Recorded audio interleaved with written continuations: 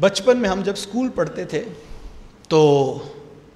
مختلف مضامین اردو کے اندر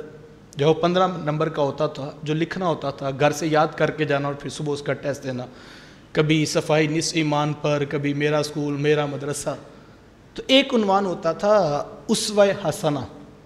آقا کریم علیہ السلام کی سیرت کے عنوان پر۔ تو اس وقت بچے ہوتے تھے تو وہ ہم ایک دن بیٹھے تھے تو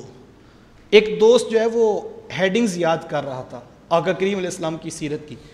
کہ پہلی سچائی ہے، دوسری دیانتداری ہے، تیسری سخاوت ہے۔ تو میں اسے کہا کہ یہ بھی بھلا کوئی یاد کرنے والی چیزیں ہیں؟ تو کہنے لگا نہیں، آخر ترتیب تو ذہن میں ہونی چاہیے کہ کون کون سی خوبی ہے، کون کون سے اوصاف ہیں، وہ لکھنے تو ہیں، مضمون ہے۔ تو میں نے کہا یار یہ تو پوچھنے کی ضرورت نہیں، تم خوبیاں لکھتے چلے جاؤ، تمہیں میرے رسول کی ذات میں نظر آتی چلی جائے گی۔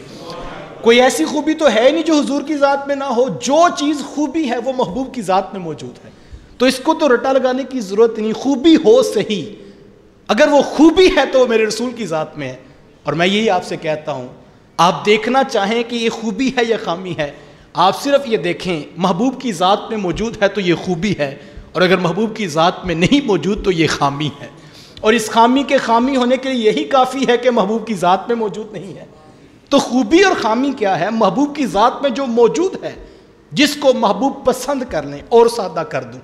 جس بات کو محبوب پسند فرما لیں وہ خوبی بن جاتی ہے، اور جس بات کو محبوب ناپسند کر لیں وہ خامی بن جاتی ہے۔ اور خوبی اور خامی کے یہی معیار ہیں جو ہمیں اسلام نے دیے ہیں، اور اسی لیے کہا لَقَدْ كَانَ لَكُمْ فِي رَسُولِ اللَّهِ أُسْوَةٌ حَسَنَةٌ، بے شک پیغمبر خدا کی زندگی تمہارے لیے بہترین نمونہ ہے۔ اور ہم خوش قسمت ہیں کہ اسلام نے ہمیں رول ماڈل پیش کر دیا اور کہا یہ ذات کامل ہے تمہارے سامنے، اور تم ان کی خوبیاں دیکھتے دیکھتے اپنے اندر اپنانا شروع کر دو، تو یہی تمہاری راہ نجات ہے۔ اور اگر جو چیزیں ان میں نہیں ہیں، انہوں نے ناپسند کی ہیں، ان کو چھوڑتے چلے جاؤ،